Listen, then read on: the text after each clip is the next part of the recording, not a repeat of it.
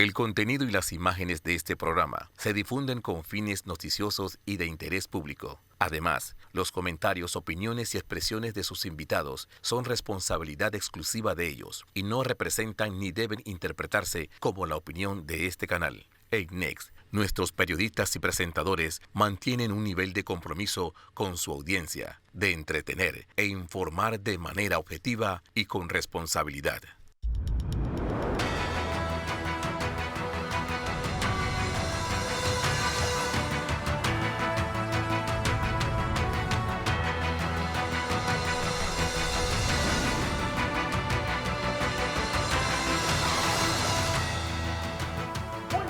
Panamá, feliz domingo 29 de septiembre. Este es el programa Entre Líneas de este domingo. Les acompañamos Guillermo Ruiz, José Blandón Castillo y este es su servidor Fernando Correa. Una semana que termina con el Contralor batiéndose en retirada y literalmente peleándose tanto con la Asamblea como con todo lo que es la situación con la Procuradora y qué fue lo que realmente pasó en Pandeportes. Vamos a hablar también de el plan de trabajo de Guillermo Torres al frente del IDAN. Y se está pensando realmente por parte del gobierno eliminar el subsidio a los tanques de gas y el subsidio que hay a la electricidad. Vamos a hablar también de temas, se están acercando los 100 días. Nuestro presidente Laurentino Cortizo estuvo en la ONU, al igual que en esta Asamblea General Ordinaria, donde pues los grandes temas fueron Venezuela. Nosotros, y esta posición con el Grupo de Lima y con el TIAR, Jair Bolsonaro, un discurso realmente desastroso, una asamblea que se va a recordar por un discurso, tal vez uno de los más importantes del siglo XXI, dado por una niña de 16 años. El problema de la Iglesia Católica y estos escándalos de abusos sexuales que empezaron el fin de semana pasado con 3 sacerdotes y ahora dice la Procuraduría que lo están investigando a 6. Vamos a hablar de la renovación en los partidos políticos. Semana que terminó la búsqueda de renovación en el partido panameñista y de los cargos que van a elección el 24 de noviembre y Ricardo Martinelli rompe la baraja y dice, heme aquí, voy a pedir la renovación de la Junta Directiva del Partido Cambio Democrático. Se está buscando 3 nuevos magistrados, terminan estas entrevistas con Jerónimo Mejía, con una especie de niño estrella del poder económico y de otros, y él diciendo una frase lapidaria, nunca ha recibido la llamada de un presidente de la República. ¿Qué va a pasar con Donald Trump y esa acusación de Nancy Pelosi y ese movimiento del impeachment se pone en marcha por parte de la mayoría demócrata en la Cámara Baja para juzgar al presidente Trump del caso de tráfico de influencias hacia Ucrania? Así que una semana interesante rumbo a los 100 días de gobierno, Guillermo. Rumbo a los 100 días de gobierno. ¿Qué diría nuestro amigo Franklin Delano Roosevelt, que en 100 días hizo un New Deal con el pueblo norteamericano? Muy buenos días, Fernando, muy buenos días, ingeniero Blandón, que de ahí viene lo de los 100 días. No, lo de los 100 días realmente viene de Napoleón. Sí, de Napoleón, pero en la época ya democrática, el hombre dice, deme estos 100 días que voy a ponerles un país diferente, y se pasó 100 días firmando decretos para establecer el New Deal que salvó a los Estados Unidos, y ya con la guerra terminó de despegar completamente y se terminó convirtiendo en la potencia que es el día de hoy. Pero parece que lo de los 100 días en nuestros últimos gobiernos lo toman es para lo de las cortinas y los muebles y también para cambiar de carro, no para gobernar como se debe. Y eso es lo que preocupa. En estos días tengo que reconocer que el presidente de la República, Laurentino Cortizo, casi no ha salido del país, se ha mantenido y es una novedad. Pero también hemos visto que se ha encontrado quizás con un país que no esperaba. O peor de lo que esperaba. O peor de lo que esperaba, pero no lo ha sabido comunicar y eso ha creado muchísima expectativa, sobre todo en sus huestes, que hasta el día de hoy no entienden por qué no han sido nombrados en su gran mayoría. Y los que han sido nombrados, muchísimos no han podido cobrar. Tú hablabas del Contralor General de la Nación, que va en retirada. Y es una persona que al principio del gobierno también generó este tipo de expectativas porque venía de la empresa privada, pero había colaborado con la campaña de Martín Torrijos y había sido su embajador en Estados Unidos. Así que teóricamente venía con mucho respaldo. Además, la gente de Movin estaba detrás de él y era como el portaestandarte de este movimiento. Pues eso quedó en una caja negra bien rara que no se entendió nunca. Ahí no se supo qué fue lo que pasó. Queda claro que es difícil probar que algo ha sucedido, pero la verdad es que la Contraloría ha sido un ente de reacción. Y eso es lo que está colaborando a que el gobierno actual se vaya encontrando con situaciones como la de Pandeporte con los 13 millones de dólares y las cosas. Techos de esperanza. Techos de esperanza y todas estas cosas. Entonces, el problema es que lo que no puede hacer el gobierno, y tengo entendido que lo plantea muy bien, es que no se pueden empantanar en corretear todo lo que pasó y trabajar. Entonces, ahí han quedado en el medio. Esta semana el presidente Laurentino Cortizo estuvo en las Naciones Unidas y tanto el canciller como la vicecanciller Moïnés han tenido una agenda muy interesante donde digamos que han recompuesto el tema de las relaciones internacionales. Antes de eso se dio un movimiento inusual. En una misma noche el canciller de Panamá fue un evento de la Embajada de los Estados Unidos y de la Embajada de China, lo cual pues también ya comienza a dar un mensaje.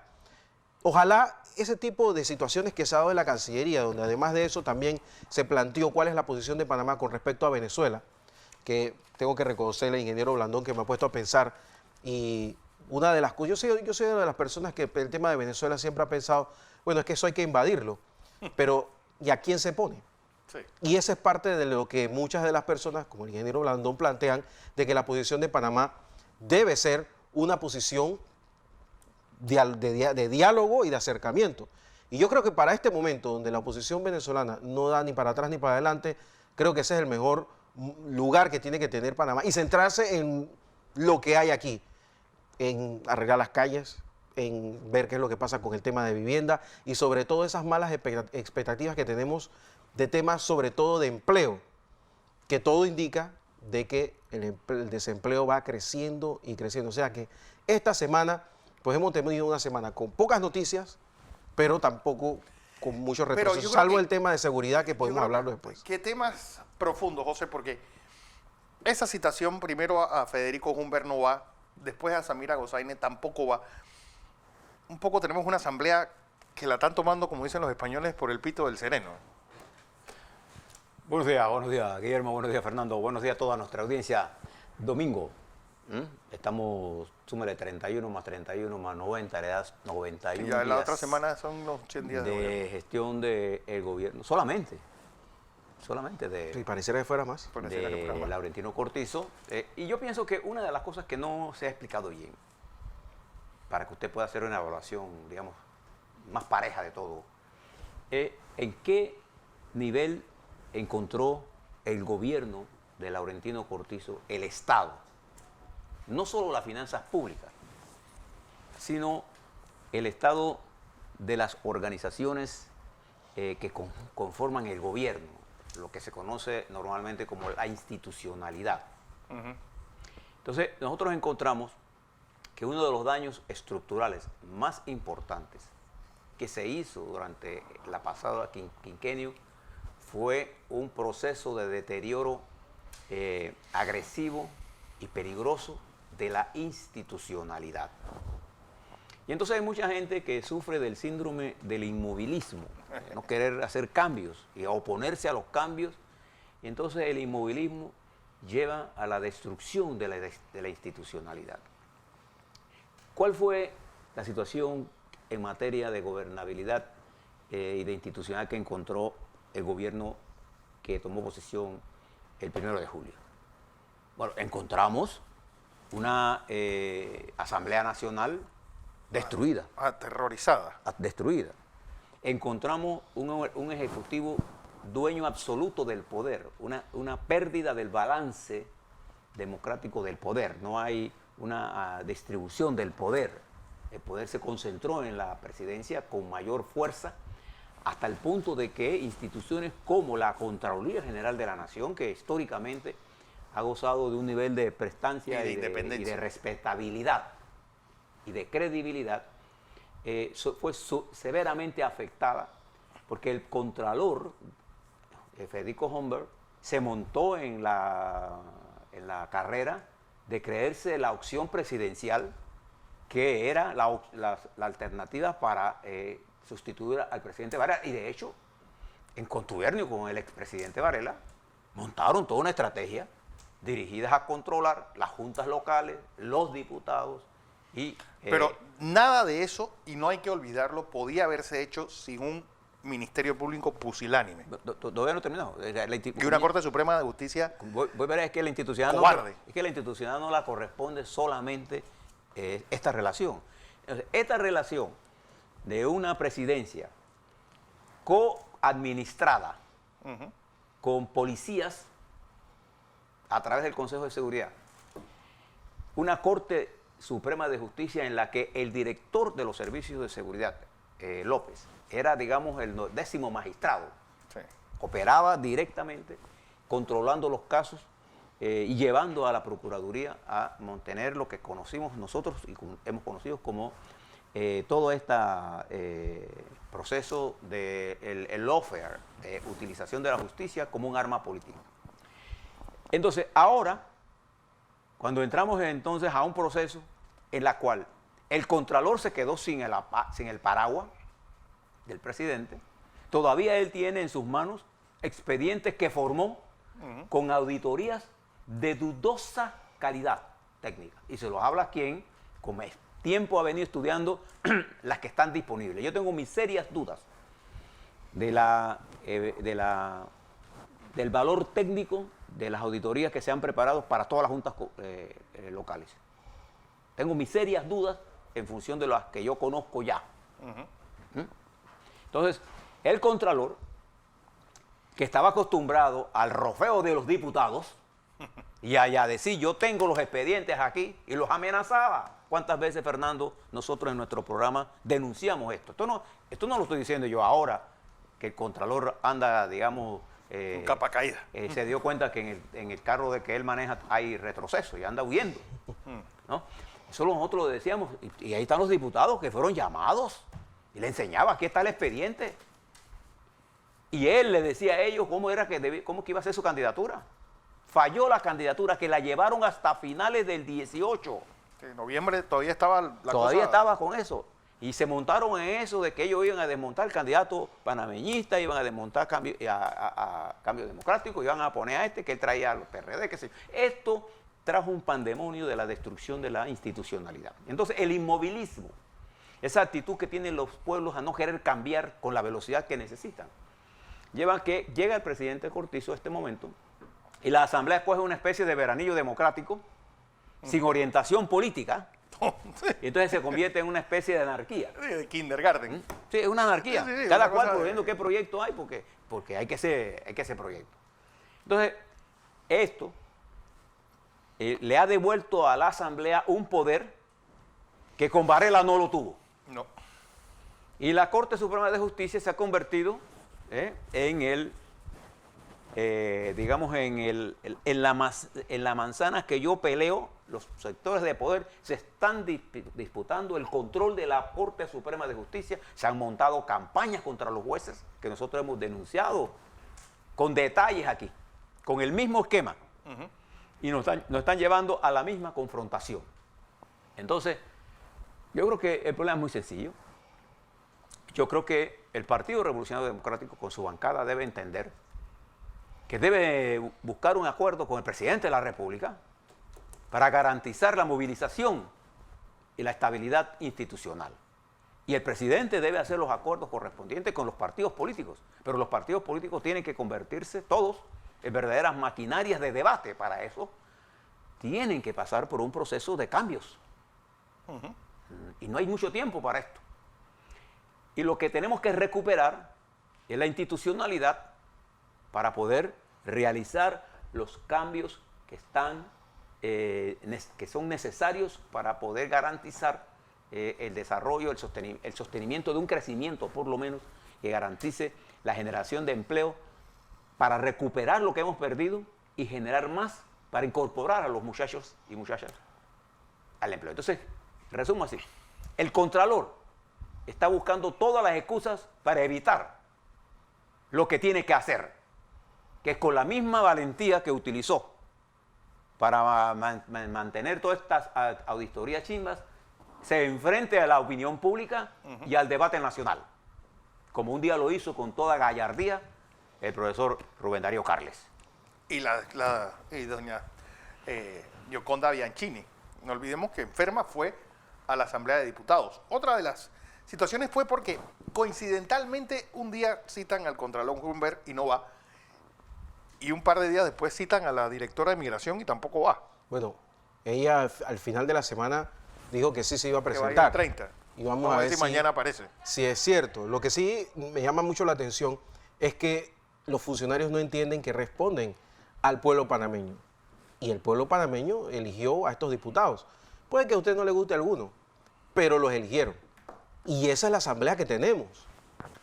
Ya lo que pasa ahí es otra cosa. Pero los funcionarios tienen que entender de una vez por todas que nosotros no elegimos un rey y él eligió su corte. Nosotros elegimos a los representantes del pueblo panameño. El que no fue electo, entonces tiene que responder a esa voluntad. Y que yo sepa, ningún ministro, director de entidad autónoma, director de cualquier otra institución de mando y jurisdicción fue electo. Entonces, si se les requiere la asamblea, tienen que ir. Que la asamblea le hace una bufonada y que eso se vuelve una cosa lamentable, ese no es el problema de los funcionarios. El funcionario tiene que ir. Y es que yo tomo lo que dice el ingeniero Blandón. Ya de una vez por todas hay que reencauzar el país en el carril de la institucionalidad. Y parte de eso es tomar las reglas que existen y seguirlas. Porque mientras que estamos con esta discusión de la Constitución y la cosa, tenemos que volver a darle institucionalidad al país y cumplir las reglas. Entonces, para mí ha sido lamentable tener que ver al presidente excusando a varios de sus funcionarios cuando en realidad lo que tienen que hacer es seguir las reglas. Ahora, políticamente tienen que jugar su juego. Eso es otra cosa. Tampoco voy a decir que todo debe ser como debe ser, pero de que no pueden faltar al mandato que les da, que se le ha encomendado por parte de nosotros los panameños a la Asamblea, pues hay que hacerlo. Y otra cosa, yo creo que las instituciones están ahí para que funcionen. Aquí hay un montón de fiscalías anticorrupción, también hay fiscalías de cuentas, también hay defensor del pueblo, ANTAI, y cada vez que salen estas cosas yo no escucho nada, no veo nada, nadie dice nada, pareciera que... Ni drones, ni programas de televisión especiales, ni nada de eso. Los 100 días de gobierno son como una especie de cúpula que evita que usted pues tenga problemas y no funciona así. Si usted comete un error, pues tiene que responder ante él. Otra de las cosas que esta semana fueron a debate es este nuevo director del IDAN, y yo creo que nadie había tenido una conferencia de prensa tan desafortunada como la de este señor Torres. Yo creo que para mí, mi opinión personal, es un mal sabor de boca de alguien que va a tomar una institución que yo creo que ya no da para más, como está. Y es que yo creo que es el momento de comenzar a decir la verdad. El IDAN hay que estudiarlo, y si es verdad que vale la pena que mantenga el estatus actual de una institución pública, es el momento de revisarlo, porque el gobierno anterior trajo una de las personas más capacitadas para el tema. A la primera, a Julia Guardia. A Julia Guardia, y bueno, ya vieron cómo le fue. Y al segundo, uno de los menos capacitados del programa. Y luego vino el extremo opuesto y vimos cómo le fue. Y bueno, ya vimos la conferencia de prensa del señor, que parece que tiene una familia que va a ser muy feliz en este gobierno. Bueno, ya es muy feliz. Ya es bastante de 4-4, porque a todos les está yendo bien. Y evidentemente su prioridad no es el IDAN, porque hay que prepararse para estas cosas. En el IDAN hay personas que manejan carros cuyo costo anda entre los 300.000, 200.000 balboas, que ganan 600 balboas. Bueno, es la única institución donde la gente puede chupar, porque los tipos los mandan a un manhole sin casi ninguna protección. Peor todavía, uno los puede ver a las 2 de la tarde estacionados por ahí, esperando a que sean las 3:30 para entregar el carro. ¿Por qué? Porque de una vez por todas no se sienten respaldados por un Estado y menos por una institución, donde se improvisa. Y claro, Panamá es uno de esos países que puede ser catalogado como un país africano, donde las tuberías se rompen. Escuche esto, donde las tuberías se rompen. El problema de Panamá no es que no llega el agua, es que se rompe la tubería. Y no se rompe una, se rompen cientos de tuberías. Son miles de millones de galones de agua que se pierden por tuberías rotas, para la cual el IDAN no tiene la capacidad de responder rápidamente, porque algunas son muy chicas, algunas son muy grandes, y cuando usted habla con ellos se los dice. Entonces, yo creo que ya es el momento de que esa institución tenga mejor futuro. ¿Qué esperar del IDAN? Y sobre todo, cuando el río suena, piedras trae. Y que varios funcionarios del gobierno estén hablando de revisar el subsidio al tanque de gas y revisar tanto el subsidio a la electricidad como el subsidio al diésel. ¿Qué hay detrás? Después del cambio. José Blandón Castillo nos habla.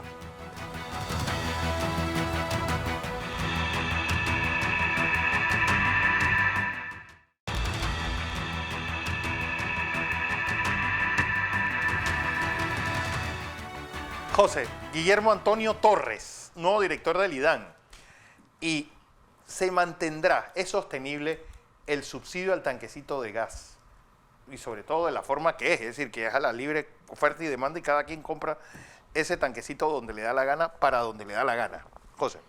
Bueno, en primer lugar, debo decir, para mantener los niveles de objetividad, que el ingeniero Guillermo Torres es un profesional de la ingeniería altamente capacitado. O sea, él, como profesional de la ingeniería, tiene la experticia y tiene la capacidad técnica para manejar el IDAN y cualquier empresa que se le ponga al frente. Igual la ingeniera Amalia González, yo los conozco y son profesionales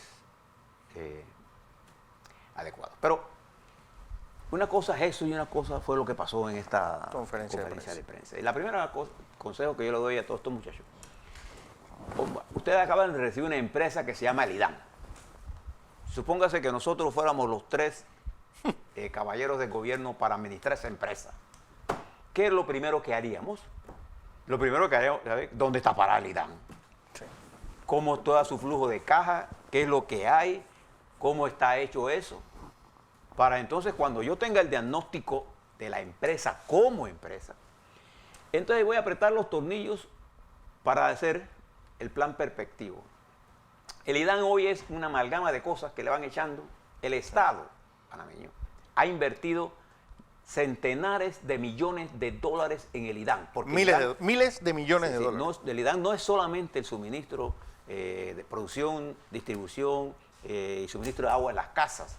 Es también todo lo que hemos invertido en alcantarillado, que es millonario. Sí. Entonces, tenemos una empresa que cuando usted pregunta cuál es la tasa de retorno de la empresa que se llama IDAN, es decir, cuál es la rentabilidad, nadie sabe. Cuál es el billete que ella produce para poder reproducirse y poder reinvertir. Bueno, sí lo sabemos, es negativo. ¿Dónde están los estados financieros del IDAN? Usted nadie sabe. Entonces esa es una empresa. Que se han hecho. Sí, es que algún día se han hecho.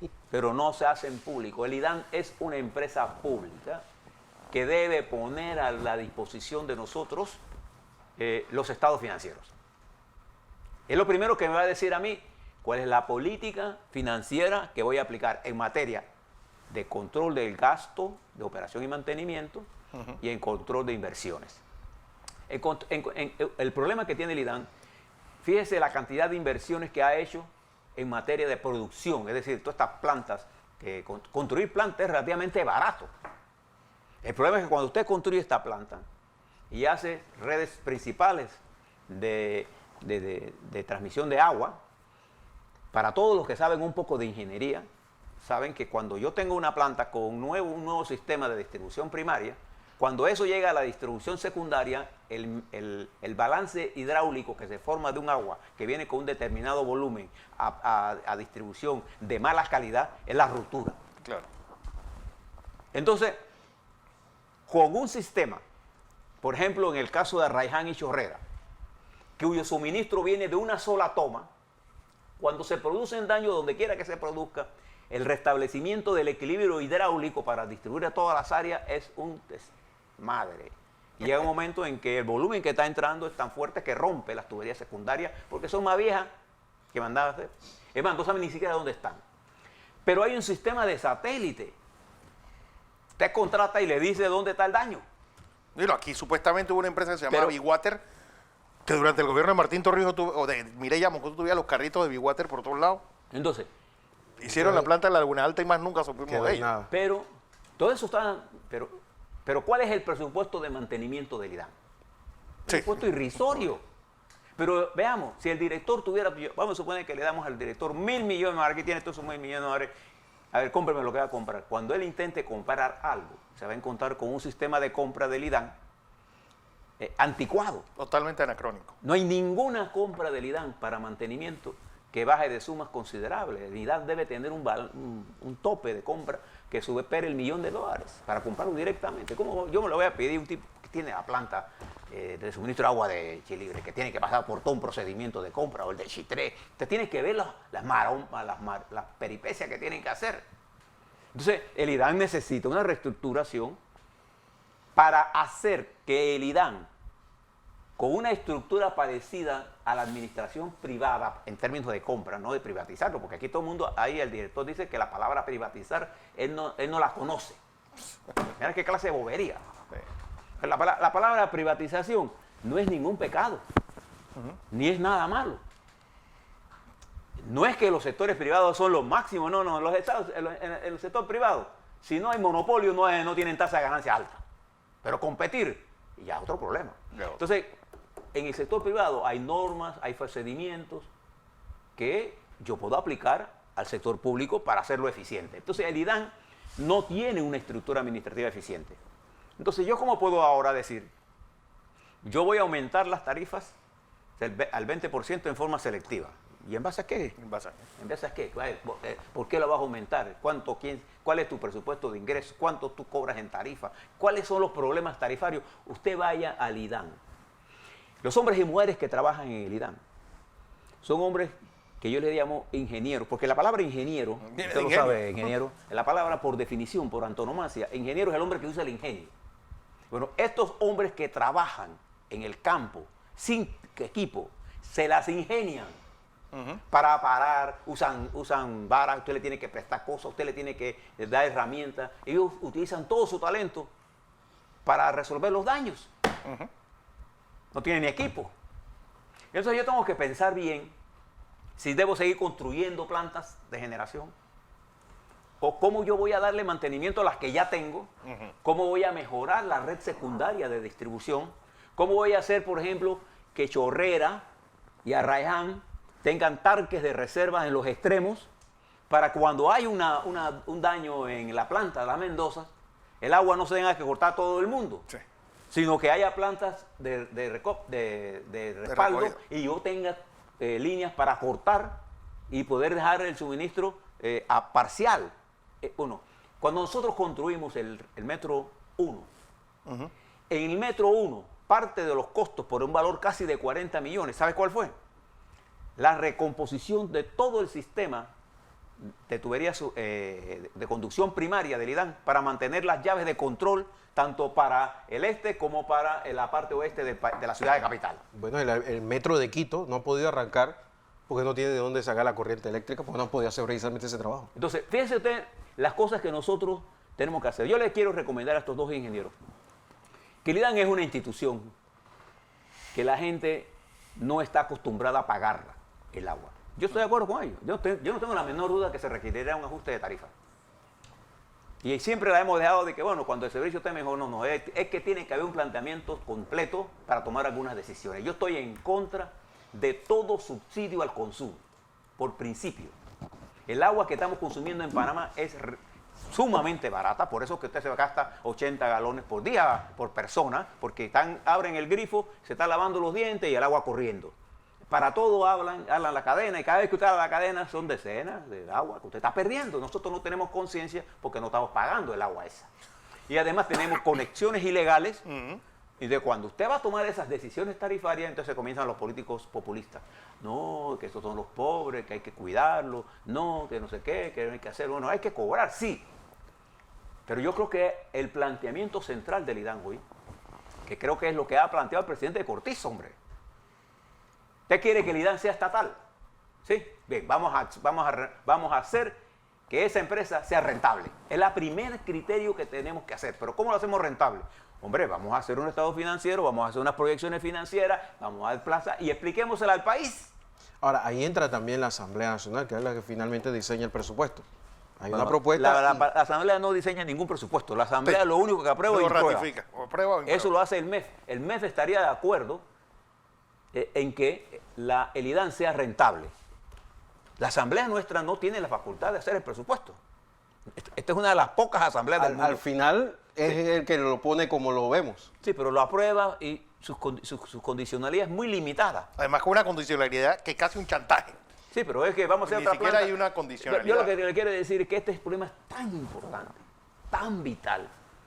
El agua va a ser el elemento del conflicto. Es hoy, Es hoy. va a ser mañana y va a ser peor en los próximos años. Pero como no da votos, el problema es, ¿cuándo fue la última vez que se hizo una inversión real en el sistema de distribución y producción de agua o en el sistema real de, que no fuera la parte privatizada? No, pero mira, de la electricidad? pero mira, No, en por ejemplo, producción, la planta de Cabra. en que es producción del de año agua hemos hecho 2003 mucho, o 2004. O sea, estamos hablando en serio, una verdadera inversión. Porque ¿qué pasa? El anillo Los gobiernos han hidráulico llegado era- a la conclusión de que invertir en agua, en distribuir agua, no da votos. Y es así. Yo creo que es la que más votos Que daría. es la que hemos votado. Bueno, pero no lo entienden así. Porque el problema es que No, estamos de acuerdo, nosotros estamos de acuerdo que es que más voto da. Pero los políticos actuales han demostrado que no lo Lo que pasa es, entienden. Guillermo, que nuestras inversiones han quedado fundamentalmente en producción y en distribución primaria. Claro. Pero en lo que tú señalas, la distribución secundaria, que es poner el agua en la casa, no sé, y en la reserva para tener diferentes Espérate, acometidas. y no olvidemos que uno de los principales proyectos que debería estar manejando el IDAN como administrador de agua es el saneamiento de la bahía. Por supuesto. Que vemos que a veces va muy rápido, a veces va muy lento. Y que bien va atrasado, porque creo que va apenas en la segunda fase en Panamá, pero hay otras fases que tienen que ir a Arraiján, a La Chorrera, y tengo entendido que mucho más allá. Todo el y mundo eso- quiere alcantarillado, pero nadie quiere pagar por el alcantarillado. Vaya usted a cualquier ciudad grande ese es del parte del mundo, problema. cualquiera. Usted tiene que pagar el alcantarillado. Ahora, es una decisión que hay que tomar, porque la mitad de este país, de los distritos de este país, no lo tienen. No tienen. Pero si tú tienes incluso distritos que manejan turistas y de inversiones multimillonarias que no tienen alcantarillado. Pero Boquete le acaban de Acaban de inaugurar. inaugurar uno. Porque otro de los grandes debates que ha ido toda la semana increchendo es mantener el subsidio del tanquecito de gas. 4.25, un tanque que en el resto de Centroamérica supera los 14 de balboas.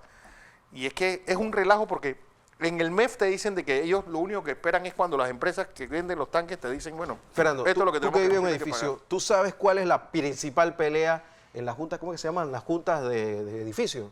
El gas. El gas. El principal problema es que te van a cortar el gas, pero la gente sube con el tanquecito. Y el tanquecito se ha convertido en un problema en la frontera de Chiriquí y, El tráfico de con tanquecito. Costa Rica. Y el tanquecito se ha convertido en un problema con los que lavan ropa en comercios y que al final del camino, en vez de utilizar tanques industriales, utilizan el tanquecito. Y es, O sea, el y tanquecito es el que mal más usado. se usa en las casas de playa. Claro, y el tanquecito mal usado se ha convertido en un subsidio para la especulación, el contrabando y el detrimento de las instalaciones en los edificios. Entonces, cuidado porque yo creo que el enfoque que se le ha dado de que hay que ayudar a los más pobres, lo cual me parece muy bien. Ojo porque yo creo que el sistema de vamos a darle subsidio a todos y parejo para todos no está funcionando adecuadamente. Que yo tengo Y hay que entendido también revisarlo. que ese tanquecito se hizo fue para que la gente no fuera a comerse la cuenca del canal con leña. Es decir, tener un tanque de gas caro. Pero el problema es que esta es una información que te la da es el proveedor, Ahora, pero no el el consumidor. problema es que buena parte del sur de Costa Rica está feliz con nosotros con esa idea. Es decir, ponerle un chip, ponerle una tarjeta como la de los metrobuses, algo hay que hacer. En el tanque de gas está ocurriendo que gente de alto ingreso Ujú. está comprando tanques subsidiados. Yo les pregunto a ustedes, ¿usted haya que eso es correcto, que una persona que tenga un salario de $3,000, $4,000 mensuales, o $5,000 por familia, o que tiene casa en la playa, esté comprando tanque de gas subsidiado? Un calentador de gas lo pone en la casa Entonces, de más ¿qué es lo que tenemos que hacer? alto. Hombre, tomar una decisión política de destinar solo el tanque de gas para las áreas indígenas y campesinas, controladas con boletos especiales para que retiren el gas, y se acabó. Y lo demás se vende al precio normal. Lo que pasa es que si usted hace eso, los que están en el lado de la oposición y los mismos de la clase media, no, lo que pasa es que nosotros estamos atentando contra la... Eso no funciona en ningún lado, porque nosotros lo que sí debemos hacer es invertir y subsidiar la educación, porque eso es una inversión. Entonces, este gasto, por ejemplo, en energía eléctrica, afortunadamente hemos venido reduciendo los subsidios. ¿Qué aspiramos nosotros en materia de agua y de energía eléctrica? Nosotros queremos que el hombre, la gente que usa el gas, por ejemplo, lo use para cocinar, los que lo necesitan subsidiado y los que no, que lo paguen. Pero en el caso de la energía, a nosotros nos interesa que usted esté consumiendo como residencial 300, 400 dólares en factura, que significa más o menos 1.300, 1.400 kilovatios-hora. No, nosotros queremos que la energía eléctrica, la tarifa, sea competitiva para los sectores empresariales que generan empleo, pequeños y medianos negocios. Por ejemplo, que la señora que tiene un pequeño negocio de pintada de uñas, salón de belleza, o el que tiene una lechería, para darte otro, o el que tiene un molino para apilar arroz, tenga un valor de la energía que él no sea suficientemente alto, que no represente más del 2 al 3% del costo de todo el proceso que él está haciendo. A nosotros no nos interesa como sociedad que usted tenga a sus niños acostados al mediodía y arropados porque tiene frío. Por favor.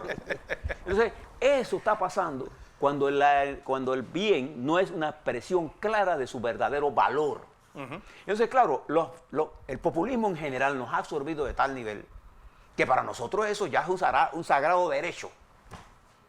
Entonces, ¿cómo usted resuelve eso? Hombre, deje de usar menos tarjeta para estar escribiendo pendejadas y póngase a usar su plata correctamente. ¿Sabe cuánto gasta el panameño en tarjetas de celular? El primer rubro de la canasta básica familiar. Para estar chateando y para estar escribiendo cualquier cosa que no es menos importante. Esto se ha convertido en un proceso de gasto y entonces la plata no le alcanza.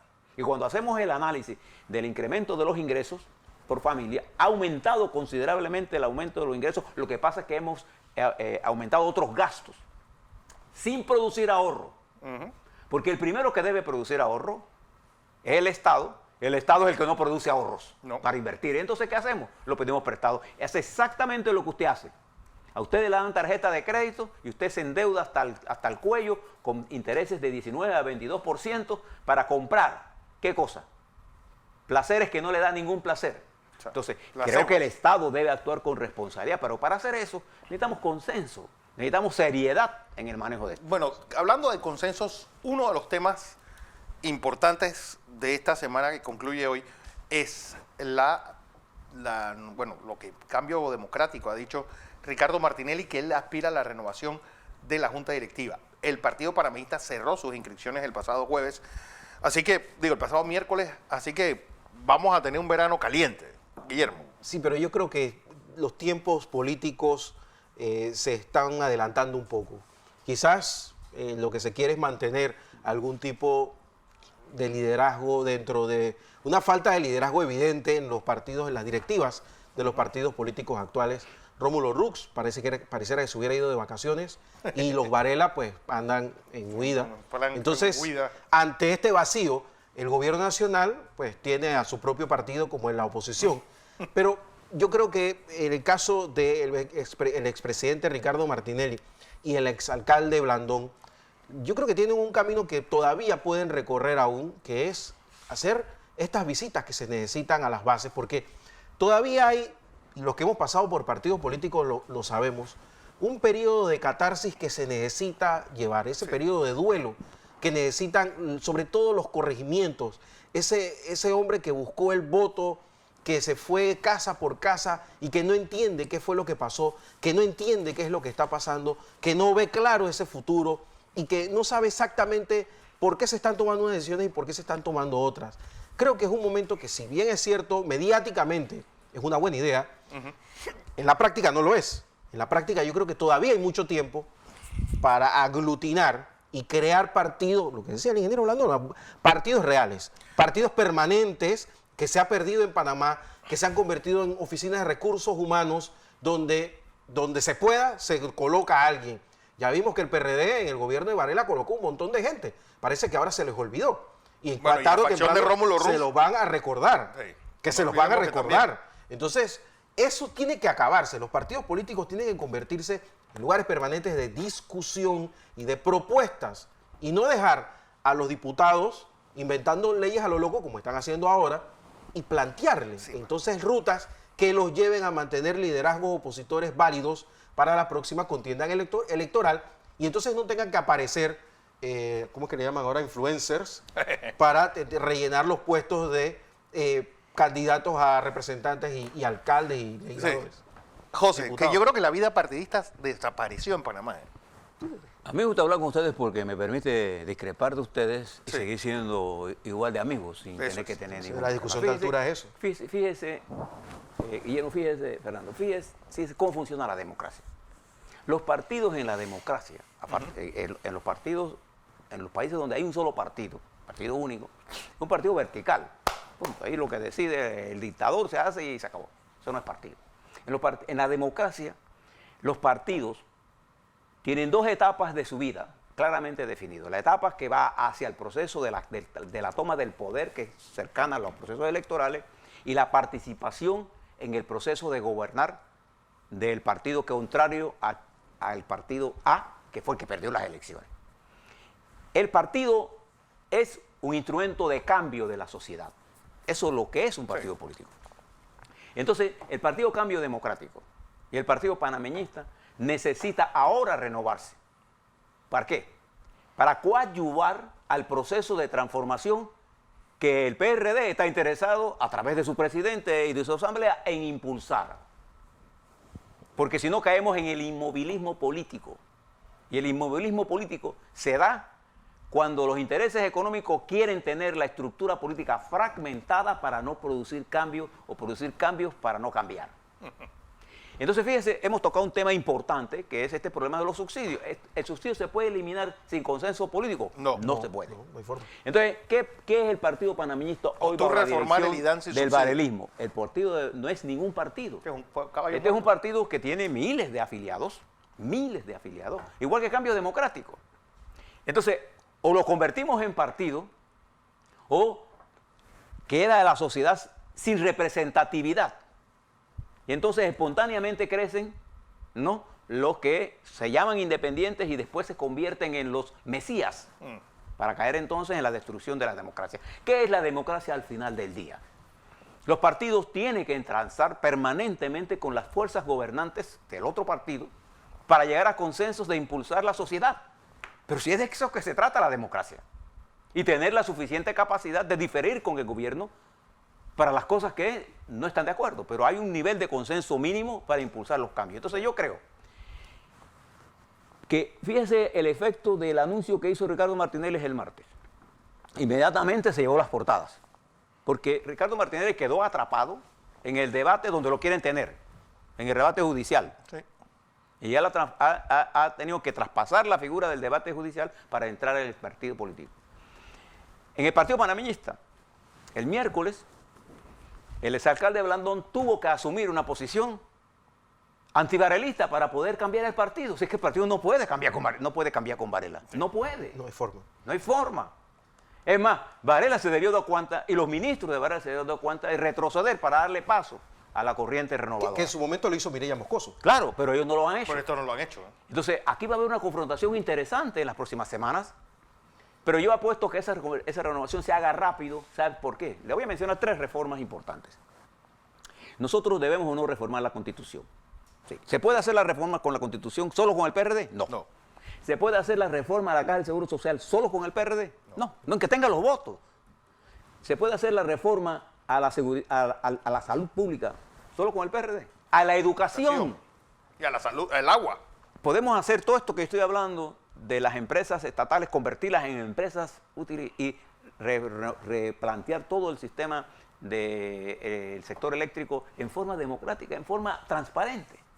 No, para desenredar todo el embrollo que hacemos, tenemos que utilizar técnicas, técnicos, profesionales buenos y un criterio político para hacer el diseño de manera que una vez terminada esta fase, las entidades trabajen en forma armónica en el marco de la ley. Y hay que hacer algunos ajustes importantes. Pero hay una cosa que quiero agregar. Y es que, estoy en cambio. Ojo, los 600.000 votos de los independientes y el comportamiento opositor de la bancada del PRD demuestran de que el sistema de partidos también está tocado. Entonces es importante volver al votante, volver a esa gente de base. Y eso no se va a lograr en un año. Eso es un proceso importante porque hay que escucharlos. Y además que tiene que haber catarsis. La gente quiere expresarse. Y esa gente, cuando no hablo de la masa, no hablo del miembro del partido que está en Cerro Viejo, en Chiriquí, que está en Chepo, que está en Colón y que quiere escuchar qué es lo que está pasando. A esa gente hay que darle tiempo y oportunidad, pero la renovación se tiene que dar. Ahora, ojo, el 2020 el PRD se va a renovar y eso va a ser una lucha de poder interesantísima. Entonces, si yo estuviera en un partido opositor, me gustaría ver qué pieza mueve el PRD para entonces saber qué pieza mover yo y no adelantarme a los tiempos. No adelantarme a los tiempos. Voy a información comercial. Cuando regresemos, vamos a hablar este escándalo de la Iglesia Católica, hablando de instituciones en busca de renovación. Toca a una de las instituciones pues llamada a ser la reserva moral del país. Vamos a hablar de esta semana, pues interesante, viene la escogencia de estos 3 nuevos magistrados y qué debe pasar. Además, impeachment a Donald Trump. Pues llegará después del cambio. Más.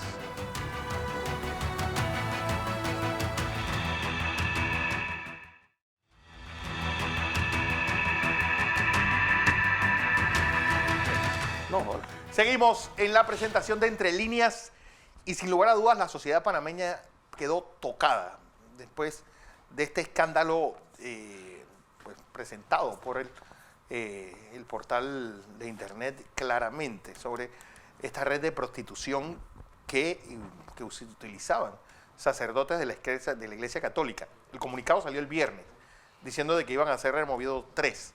A media semana la Procuraduría dice que está investigando a 6. Memo. Hace unos años yo señalé en la radio, y creo que también aquí en Next, en el noticiero de la mañana, sí, lo hice en el noticiero de la mañana, que había un sacerdote que tenía aproximadamente unos de entre 7 y 8 guardaespaldas del servicio... Sí, del SPI. Del Senafrón. Oh. Yo recuerdo que lo dijimos clarito, y después hablamos de algunos otros que estaban con el Senan. Y recuerdo haber recibido a gente de comunicación del Senan diciéndome que eso no era así. Y después cuando les mostré el material que tenía, le dieron vueltas al tema. Y después me hablaron de una cosa, de unas bicicletas y una cosa así. El tema aquí es que el tema religioso se convirtió en lo que le llamaban antes la Junta Pueblo Gobierno, ahora la Junta Iglesia Gobierno, donde los sacerdotes utilizaban el avión presidencial para tomarse selfies y mandarlos a sus grupos de WhatsApp para decirle a los otros, mira que yo sí estoy en la buena y tú no. Por eso es que es buena la separación del confesional del Estado, precisamente para evitar este tipo de podredumbres que ahora estamos viendo.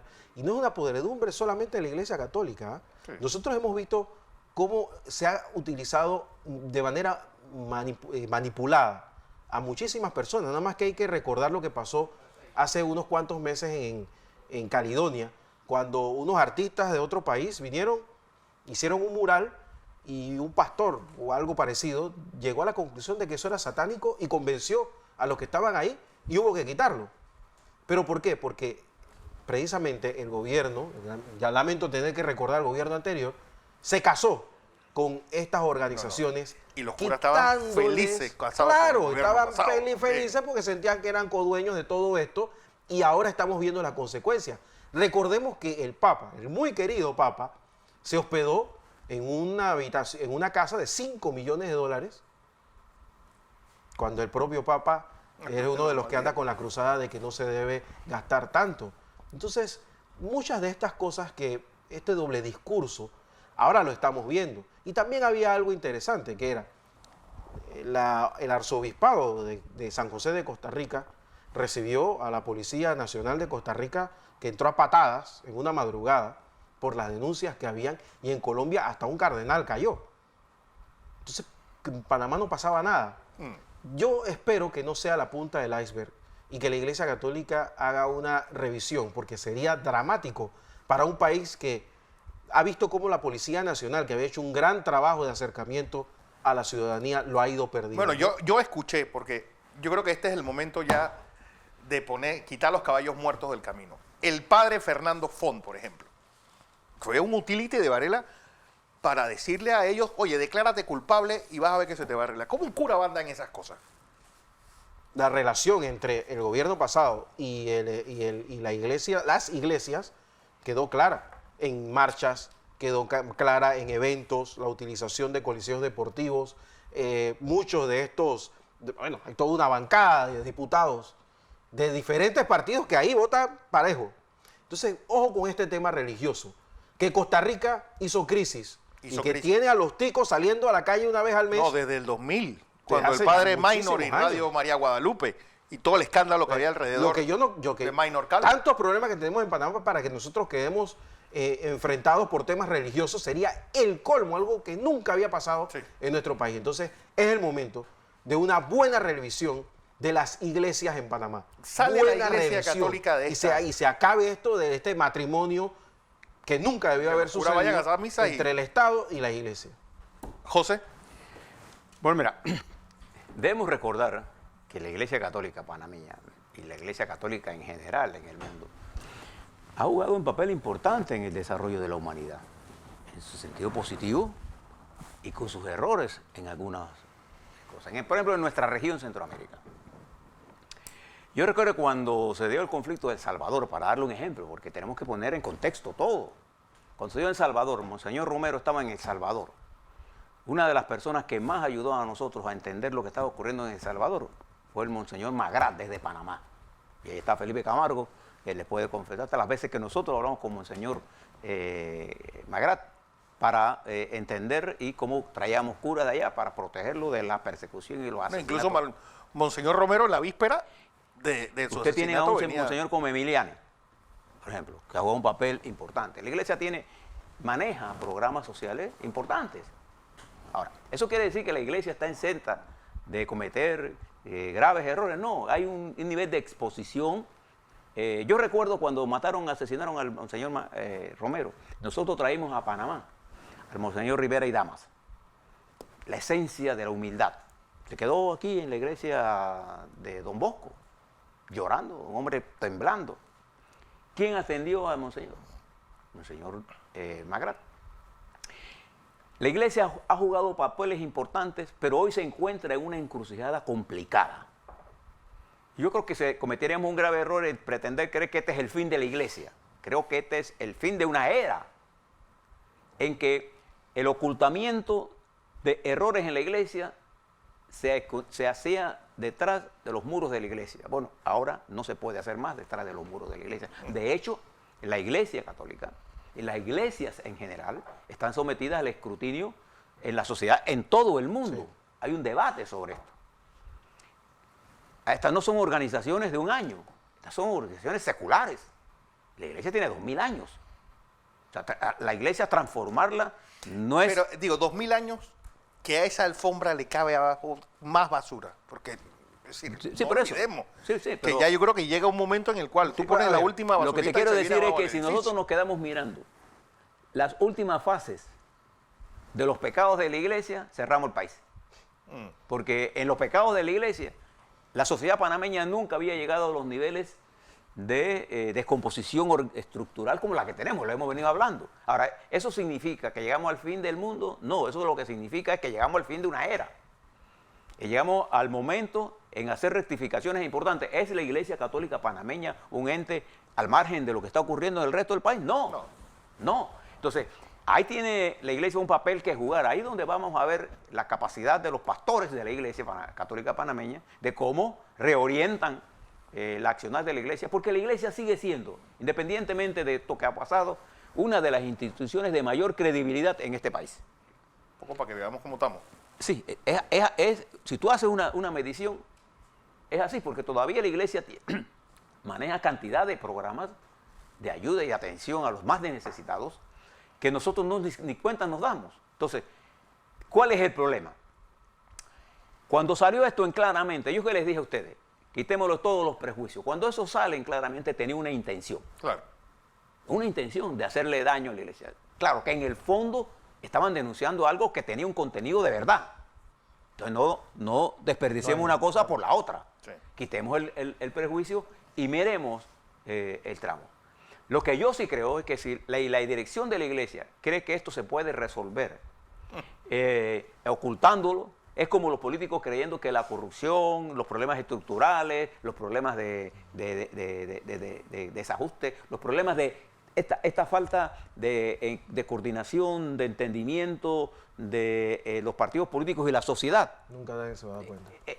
Eso ya está llegando a su final. Entonces los partidos o se renuevan o mueren. O mueren. Porque como seres vivos, ¿no es así? Más jóvenes, mucho más jóvenes. ¿Cuánto tiene el partido más viejo? El partido panameño tiene 70 años. 90 años. 90, lo que sea. Comunal. La iglesia tiene 2000. Y la iglesia tiene detrás de él pecados inmensos. Pero ahora tenemos una nueva situación en el mundo. Y yo creo que nosotros, yo los invito es a pensar con seriedad en todas estas cosas. Porque nosotros tenemos que hacer un ajuste estructural y no dejemos que la impaciencia nos lleve a cometer errores estratégicos para llevar al país al borde de su propia implosión. Entonces nosotros tenemos que replantearnos muchas cosas, no solamente la iglesia, los partidos políticos, ya la gente... Un replanteamiento serio y profundo. Sí, de serio. Serio y profundo. Sí, y hacer los ajustes que hay que hacer. Claro. Así es. Bueno, era lo que teníamos que contarles hoy domingo 29 de septiembre. Gracias a todos por su audiencia. Recuerden, una semana donde se cumplen los 100 días de gobierno de Benito Cortizo. El miércoles será la audiencia a Raúl Saint Malo, hermano de la ex vicepresidente, sobre cómo cumplirá sus 5 años de cárcel. Así que una semana interesante donde, bueno, entra ya a partir del próximo martes, el nuevo director de la Caja del Seguro Social, Enrique Lao Cortés. Es lo que hay. Señores, que tengan un feliz domingo. Mañana les espero, 5:45 de la mañana, en Next Noticias.